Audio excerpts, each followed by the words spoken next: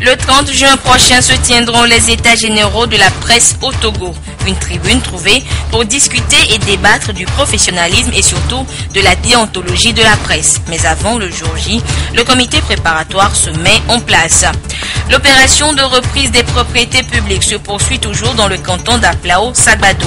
Ceux qui occupaient des sites dits réserves administratives ont vu leurs habitations démolies. Et puis plus que quelques heures et démarrera la grande messe du football. Pour vous permettre de vivre le mondial 2014 en direct du Brésil comme si vous y étiez, la télévision togolaise modifie toute sa grille de programme. Les précisions dans ce journal. C'était les titres de ce journal. Merci de nous rejoindre pour le 20h sur la télévision togolaise. D'abord, le président de l'Assemblée nationale a accordé des audiences à deux personnalités ce mercredi. Dama Dramani a en premier lieu conféré avec Joseph Weiss, ambassadeur d'Allemagne en fin de mission au Togo. En seconde audience, le chef du Parlement a pris contact avec Hideo Hato, commissaire de l'Office japonais des brevets en visite de travail dans notre pays. Nous écoutons les deux personnalités à leur sortie d'audience au micro de Florence Kokpas.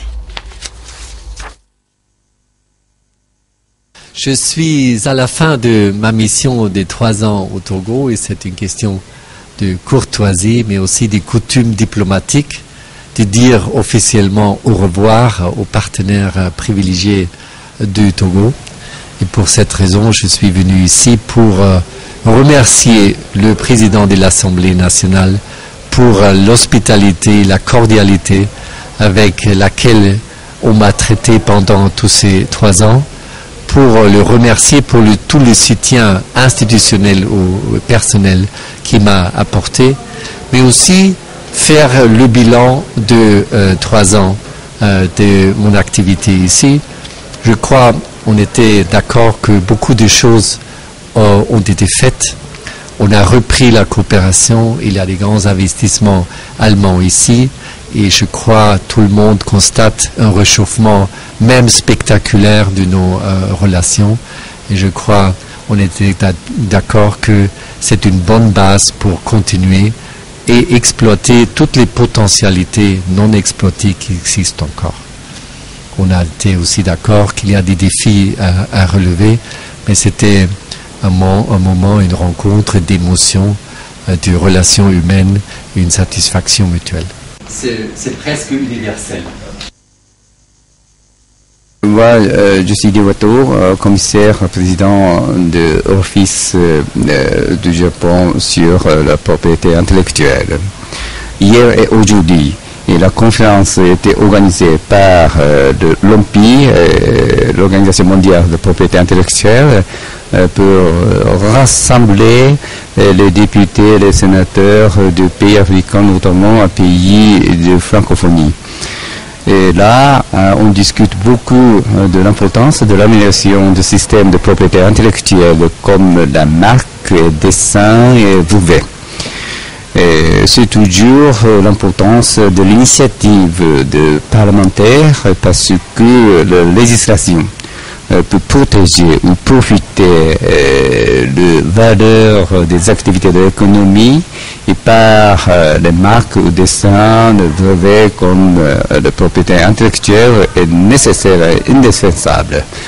J'aimerais bien de profiter de ma visite pour mettre l'accent sur ce point-là vis-à-vis de honorable Monsieur le Président de l'Assemblée nationale pour approfondir son initiative pour l'amélioration du système de la propriété intellectuelle, pas seulement pour votre pays, la République togolaise, mais aussi les pays africains, notamment en francophonie, par l'activité de l'OAPI.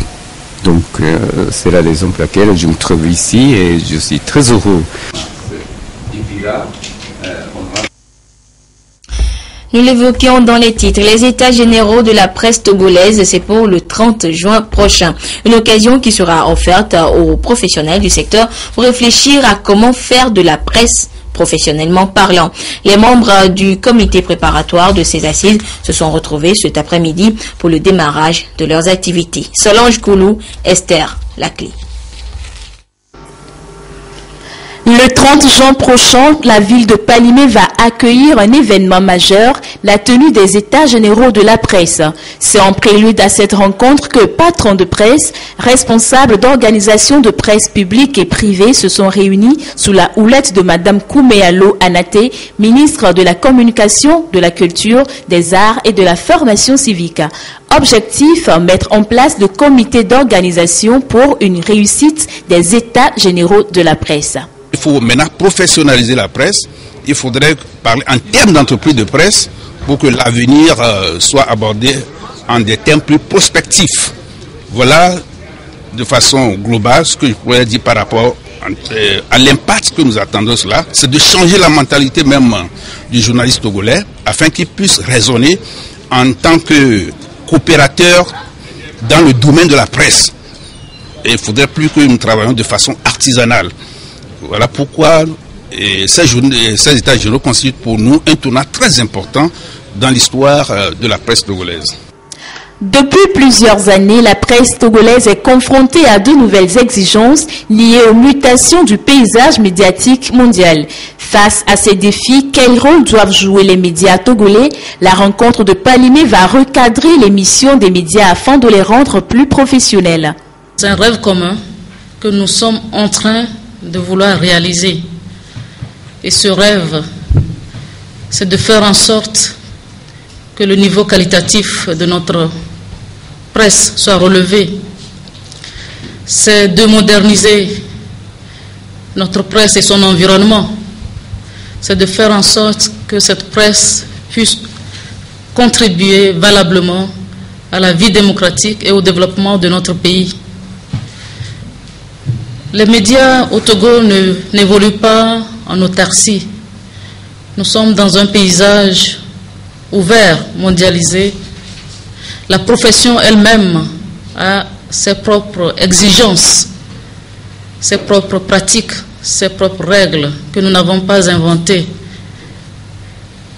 Et c'est important, étant dans cet environnement ouvert, mondialisé, qu'à un moment donné de notre parcours, nous puissions nous arrêter, faire de l'introspection, nous remettre en question, nous remettre en cause au regard des expériences des autres pays.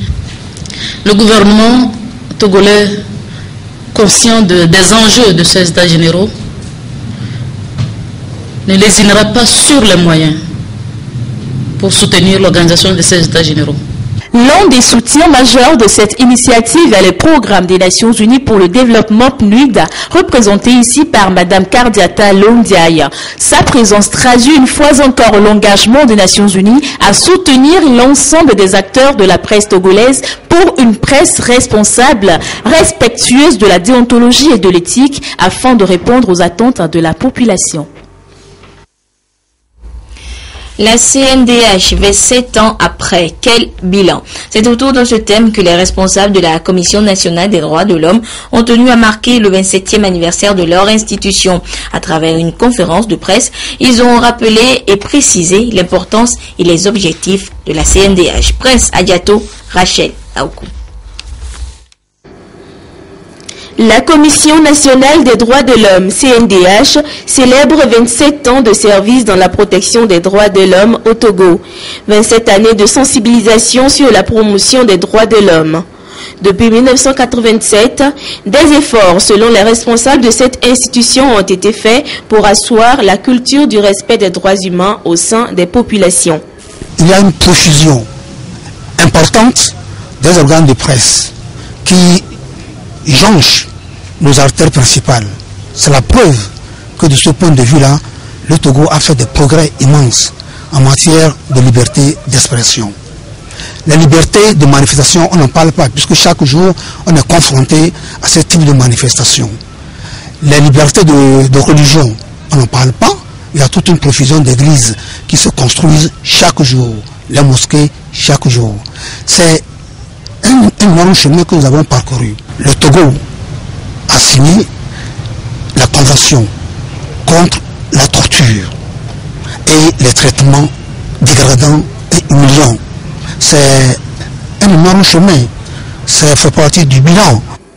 Après 27 ans d'existence, la CNDH peut se réjouir des avancées réalisées par le Togo dans la construction d'un état de droit. Mais beaucoup de défis restent encore à relever. Il y a comme un refus de coopérer avec la CNDH. Et ça, c'est un défi. Nous nous apercevons que la population ne connaît rien de la CNDH. Là aussi, c'est un défi. Avec cette bougie de plus, la CNDH veut mettre le paquet pour se faire mieux connaître et être plus accessible à tous. Elle dispose de 4 organes sur toute l'étendue du territoire national.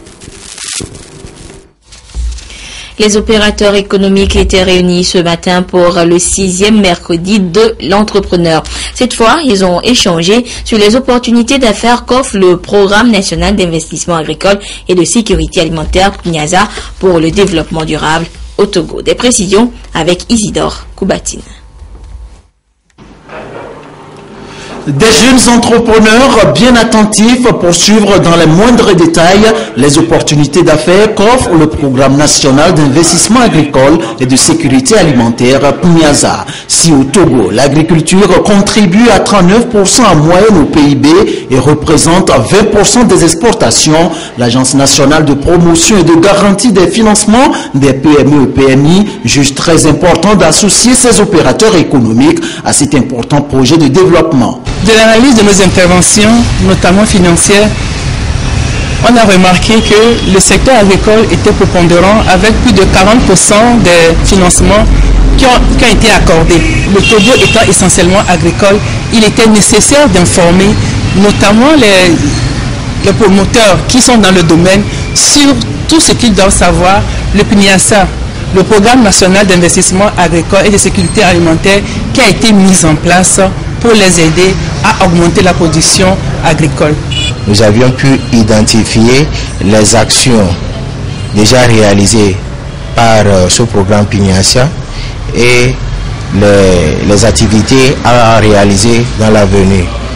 Mais au-delà de ces activités qui seront réalisées dans l'avenir, nous avions pu identifier plusieurs opportunités pour les jeunes surtout qui sortent de l'université et qui n'ont rien à faire, qui peuvent exploiter de ces opportunités pour se créer vraiment de la richesse et aussi créer de la richesse pour leurs frères et leurs sœurs au village ou bien dans les milieux ruraux.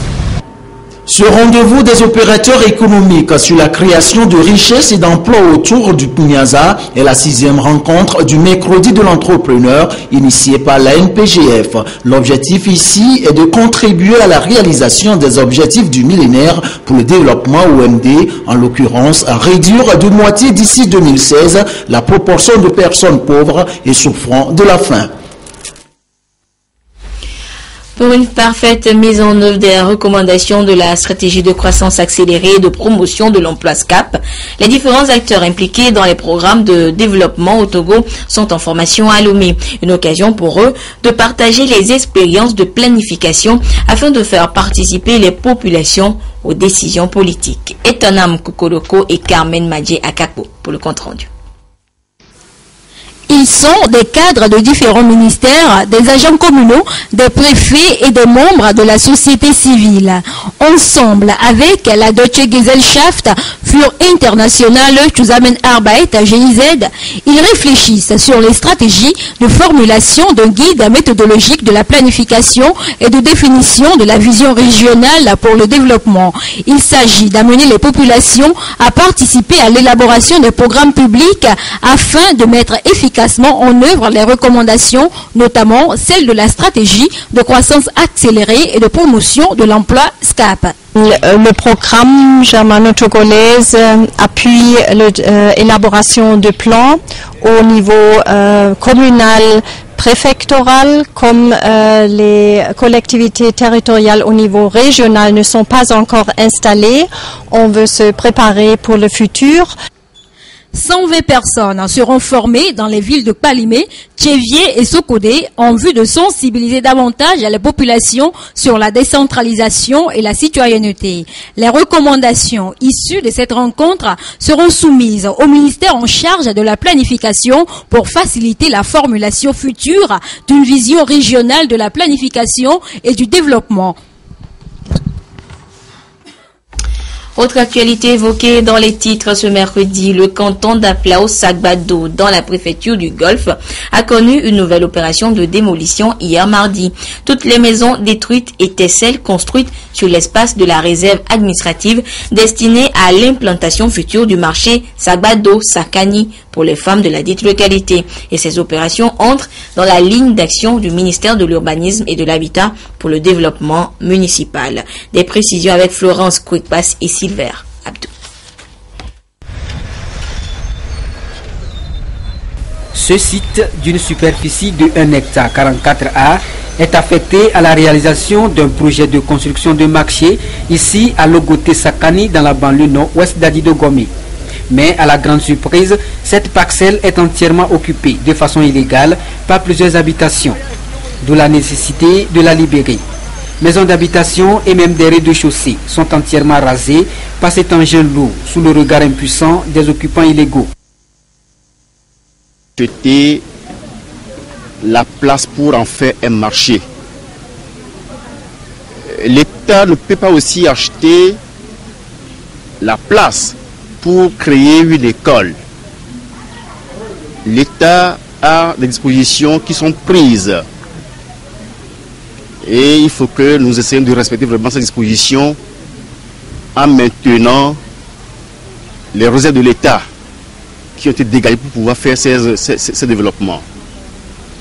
C'est l'occasion de dire à tout le monde, ceux qui occupent illégalement les domaines de l'État, de les libérer afin que l'État puisse les utiliser pour pouvoir faire son développement dans notre intérêt. C'est depuis avril 2010 que la plupart de ces habitants ont été sensibilisés sur la nécessité de libérer les lieux. Ainsi, en 2011, une première opération de destruction a permis la construction de ces 2 hangars. Si certains habitants occupent encore les lieux, ce n'est pas le cas pour d'autres qui ont très tôt quitté la parcelle suite aux avertissements et mises en demeure. La preuve, plusieurs maisons sont vides de leurs occupants. Après Sagbado, cap sur Vessomé. Au cœur de cette rue se trouve implantée cette concession qui aussi a connu le même sort en vue d'ouvrir le passage aux riverains. Pour l'acquisition d'un terrain, il est donc urgent de recourir ou de consulter des services techniques de l'État, notamment le cadastre, l'urbanisme et la préfecture, pour s'assurer que la parcelle est inoccupée. Écho de la justice dans cette édition, l'audience publique des assises de la Cour d'appel de Lomé a planché hier mardi sur une affaire d'homicide volontaire survenue à Atakpame Keta dans la préfecture de Logou en octobre 2012. L'accusé Adoko Kokou, après audience et délibération, écope de 7 ans de peine d'emprisonnement ferme. Solum Dawi, Clarisse Atiklé. Sur le banc des accusés ce mardi, le nommé Adouko Kokou inculpé pour homicide volontaire sur la personne de monsieur Kiakoutou Lagbassé. Les faits remontent au 2 octobre 2012 à Atakpame Keta dans la préfecture de Logou. L'accusé Adouko Kokou, âgé de 107 ans au moment des faits, avait sollicité les services de Eouzou Amouzou, dit Barbu, en vue d'abattre un palmier à son domicile pour distiller du vin de palme. Celui-ci, ayant vu l'ampleur de la tâche, l'avait orienté vers le sieur Kiakoutou Lagbassé que Adouko avait déjà sollicité pour le même travail sans avoir une suite favorable de sa part.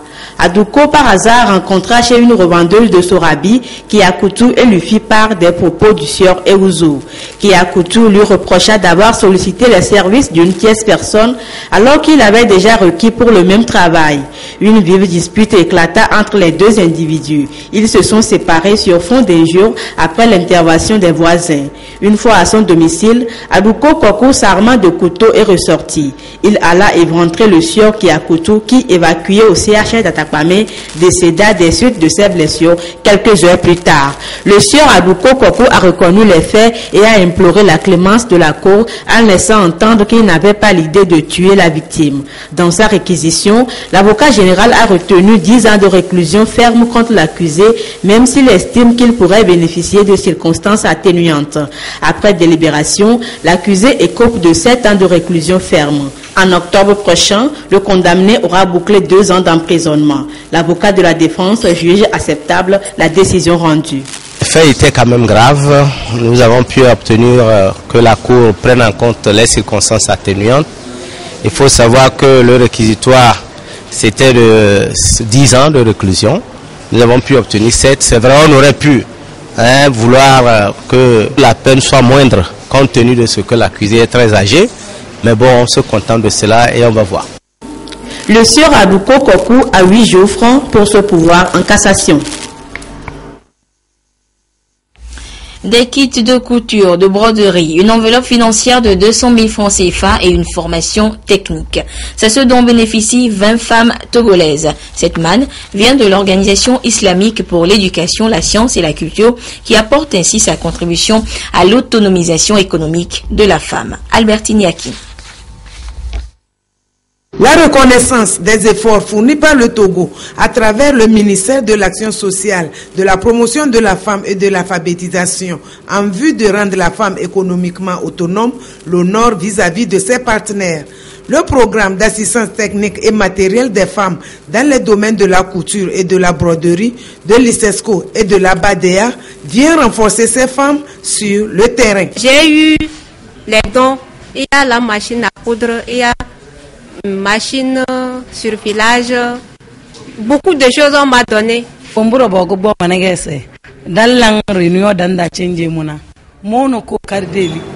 C'est au cours de nos réunions au centre communautaire que je me suis fait remarquer. À l'arrivée du programme, j'ai été choisi dans ma zone. Je compte partager ce que j'ai appris dans mon environnement. Je remercie les bienfaiteurs. Le représentant de l'ICESCO s'est réjoui de l'appui apporté aux femmes, car selon lui, elles sont les principales actrices du développement. La ministre de l'Action sociale, de la promotion de la femme et de l'alphabétisation a témoigné la gratitude du gouvernement togolais à ICESCO et à la BADEA. Avec l'appui de l'ICESCO, permettez-moi de le rappeler, 50 femmes ont été renforcées l'année passée en gestion des petits projets générateurs de revenus. Cette année, c'est au tour de 20 couturières et brodeuses de bénéficier d'une formation de perfectionnement en couture et en broderie, d'un appui en matériel de couture et de broderie et aussi d'un appui financier. Les bénéficiaires vont suivre pendant 10 jours des travaux en atelier sur différents thèmes, notamment les techniques d'application, le réglage et la maintenance des machines pour être mieux outillés. Un autre phénomène contre lequel va en guerre la communauté internationale, en plus de la pauvreté de la femme, est le viol. Les victimes de ce acte ignoble se comptent par milliers, la plupart sur le continent africain. Raison du tout premier sommet sur le viol en temps de guerre qui se tient à Londres pour créer un élan qui pourra déboucher sur des actions concrètes. Hollywood, Angelina Jolie et le ministre britannique des Affaires étrangères William Hague ensemble pour combattre les violences sexuelles en temps de guerre. Ils président à Londres cette semaine le premier sommet consacré à ce fléau. Pendant 4 jours, des délégations de 48 pays se réunissent pour définir les moyens de lutter contre ces viols qui, selon Angelina Jolie, n'ont rien d'inévitable. C'est un mythe que le viol est une conséquence inexorable des guerres. Il n'y a rien d'inévitable là-dedans. C'est une arme de guerre dirigée contre des civils qui n'a rien à voir avec le sexe, mais avec le pouvoir. L'Afrique est particulièrement concernée. En RDC, environ 200 000 femmes ont été violées depuis 1998. Au Rwanda, selon les Nations Unies, entre 250 000 et 500 000 viols auraient été commis pendant le génocide. En Sierra Leone, le nombre de femmes violées pendant le conflit dépasserait 60 000.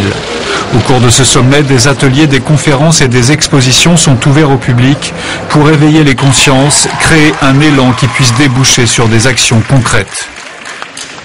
Nous voulons que ce sommet brise la culture d'impunité pour les violences sexuelles et qu'il augmente le soutien aux victimes et qu'il commence à changer la situation sur le terrain dans les pays les plus touchés. La Grande-Bretagne a annoncé une dotation de 7,4 millions d'euros pour aider les victimes de violences sexuelles. Un protocole international pour mieux répertorier et poursuivre les crimes devrait également être étudié. Au Togo, ouverture ce mercredi matin des soutenances en master de fin de formation des étudiants de la promotion 14 à l'Institut régional d'enseignement supérieur et de recherche en développement culturel. Les étudiants de cette promotion ont reçu le nom de l'écrivain nigérien Boubou Hama, une manière de les inciter à suivre l'exemple de cet homme qui a fait preuve de professionnalisme en matière de culture. Des précisions avec Dodo Aré et Nathalie Panegué. Après 2 années de formation, la promotion 14 de l'IGSRDEC, désormais baptisée promotion Boubou Hama, va à la conquête du master professionnel en art et développement. 35 étudiants venus de 5 pays, Niger, Bénin, Sénégal, Côte d'Ivoire et du Togo, vont durant 2 jours présenter et défendre leur dossier projet devant un jury international.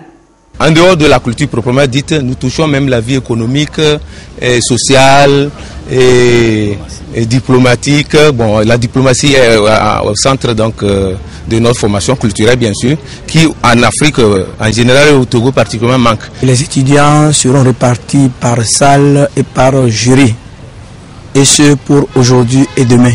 Et les membres du jury sont des Africains et des Français, et même d'Europe. Ils sont recrutés pour leurs compétences avérées dans le domaine du développement culturel. C'est ceux-là qui ont fait leurs preuves un peu partout au niveau du développement et de l'essor de la chose culturelle.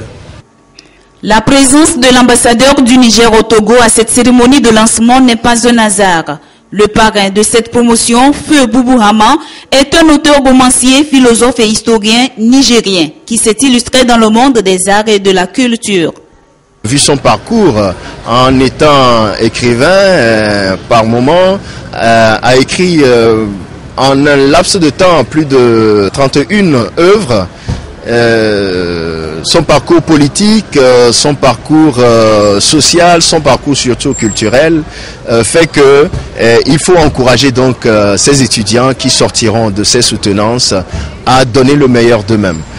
Représentant la ministre de la Communication, de la Culture, des Arts et de la Formation civique, Jean-Luc Gomez a émis le vœu que les 35 dossiers projets reçoivent l'onction du jury afin que les différents thèmes traités puissent effectivement être mis en œuvre pour contribuer au développement culturel du continent africain. Autre actualité, la Coupe du Monde Brésil 2014. C'est du 12 juin demain au 13 juillet 2014. La planète toute entière se réunira autour du ballon rond depuis le Brésil. Pour offrir à ses téléspectateurs des moments de détente et de passion, la télévision togolaise se prépare activement pour être au rendez-vous. Petite visite guidée dans les coulisses de la TVT en plein préparatif du mondial. Ramdan Bassina. La Coupe du Monde Brésil 2014 à la télévision togolaise ont fait les derniers réglages. Votre chaîne vous fera vivre en direct cet événement avec une grille de programmes retouchés et des dispositifs techniques au point. Tout est fait prêt à tout cas pour le grand rendez-vous sportif de l'année sur la télévision togolaise, la chaîne mère qui vous propose tous les matchs. La transmission de la Coupe du Monde par le biais de la télévision nationale se fera sur satellite, et au niveau du satellite, on a une partie qui va couvrir l'Afrique et le Togo. Mais en Europe, nous n'avons pas le droit de diffuser la Coupe du Monde en Europe. Au vu de cela, nous avons mis en marche dès aujourd'hui la seconde chaîne qui va diffuser une autre émission en direction de l'Europe. Au moment où la Coupe du Monde passe, donc en Europe, on recevra une autre émission que la Coupe du Monde. On vient d'installer une nouvelle parabole. C'est avec ça que nous allons bien vraiment coder nos émissions ici en direction de l'Europe. La grande messe du ballon rond 2014, c'est 64 matchs plus la cérémonie d'ouverture. Pour mieux comprendre cet événement sportif planétaire, le service des sports de la télévision togolaise a établi un programme qui s'annonce alléchant pour le plaisir des téléspectateurs du Togo et ceux d'Afrique. Pour ce grand rendez-vous sportif, un plateau sera réservé aux consultants, journalistes sportifs, pour des analyses, des commentaires et des décryptages au grand bonheur des téléspectateurs. Déjà à 17h, nous prenons l'antenne au niveau de la division des sports pour continuer par parler de cette Coupe du Monde avec nos consultants. Et on a 8 consultants qui vont nous accompagner durant cette Coupe du Monde. Mais jeudi, nous serons avec 2 consultants et si tout se passe bien, nous aurons sur le plateau les pensionnaires d'un centre de formation ici à Lomé qui vont venir nous aider donc à proposer de belles émissions, de belles images au public sportif togolais et à tous les Togolais bien entendu. Donc des plateaux d'avant-match seront organisés tous les jours où il y a match, 30 à 45 minutes avant le coup d'envoi de chaque match, pour permettre un peu de revenir sur les matchs de la veille, les matchs du jour avec des rubriques. Au service des programmes, tout est aménagé pour satisfaire tous les téléspectateurs. La fête du ballon rond, c'est du 12 juin au 13 juin 2014 au Brésil, pays de la samba, avec un match d'ouverture Brésil-Croatie. Et pour cette 20e édition de la Coupe du Monde, je vous l'annonçais, la télévision togolaise accorde une place de choix au sport roi. Et c'est toute la grille de programme de la chaîne mère qui a subi des modifications. Quelle est cette nouvelle grille spéciale Coupe du Monde 2014? Désiré Dagbovi et Patrice Bocor nous répondent.